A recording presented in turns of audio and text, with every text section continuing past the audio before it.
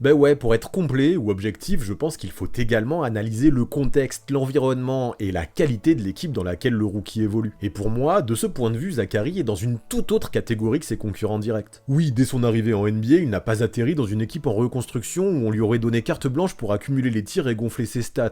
Non, il a intégré une équipe des Hawks qui, sans être un contender, joue clairement quelque chose cette saison, une place en playoff. Dans ce cadre-là, chaque minute compte, chaque action compte, ce n'est pas juste du garbage time dans une team condamnée à la loterie. En gros, on ne lui donne pas seulement du temps de jeu pour qu'il se développe. Riz Haché a dû mériter ses minutes et il a réussi à le faire. Puis ce que j'aime par-dessus tout, c'est qu'il a su s'imposer dans la rotation de Quinn Snyder malgré la présence de joueurs confirmés à son poste. Et là, il ne s'est pas contenté d'exister, il a pris un rôle clé dans une équipe qui gagne un minimum de matchs. Plus de 60 titularisations d'affilée, un impact constant des deux côtés du terrain, une vraie justesse dans son jeu, peu de balles perdues, des pourcentages propres, une efficacité rare. Il n'est pas un joueur qui doit noircir la feuille pour qu'on voit son influence, il contribue vraiment à la victoire au-delà des stats, et ça c'est fort. Franchement, je trouve vraiment ça balèze d'être déjà un glue guy à même pas 20 ans. Cette maturité-là, à cet âge, c'est très rare.